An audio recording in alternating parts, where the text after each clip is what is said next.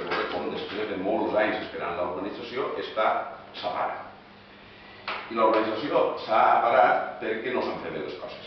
I en això no podem més que donar la raó als veïns. Des del bloc continuem insistint en el mateix missatge. Sí a l'alqueria de Romaguera, a la preservació de l'alqueria de Romaguera, i sí a la urbanització. I exigim que continuen els treballs d'urbanització de la mateixa manera que també demanem que, com s'està fent, que s'estudie l'alqueria i que es mantinga com un exemple de l'arquitectura rural i destinada a un equipament cultural o educatiu.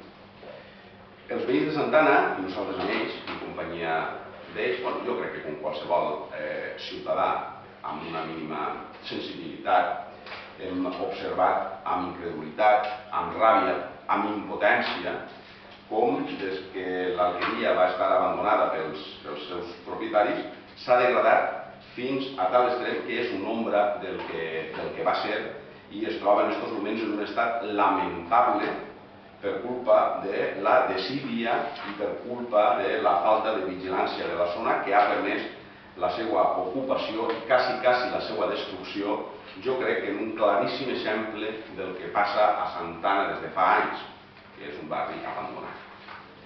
Perquè no té sentit que s'encomanen, després de molts anys, això sí, molts mesos, que s'encomanen estudis sobre un edifici amb certa categoria històrica i amb certa vàlua i que no se prenga cap mesura per a intentar almenys protegir el seu entorn per a la realització d'aquest estudi. S'ha deixat abandonar, s'ha deixat destruir l'alqueria de Romaguera, jo crec que conscientment. I això no és un signe d'una societat moderna i avançada com la nostra o la que volem, almenys no és el tipus de societat que nosaltres volem, en la qual una construcció antiquíssima és destrossada en 2 mesos davant de la passivitat de tots.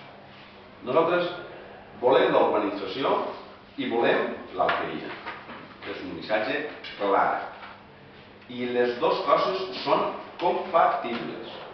Tornem a repetir el que venim dient des de fa quasi un any i mig. L'alqueria es troba dins d'una zona verda en el sector, com es pot apreciar. Per tant, amb independència de que ens agrade més o menys el resultat final, això és una qüestió de gustos i exemples d'edificis per baix de la vessant, que és el gran argument, en tenim molts, en aquesta ciutat, per exemple, en tenim molts, amb independència, per tant, d'això, la seva permanència en peus en aquesta zona verda és absolutament compatible amb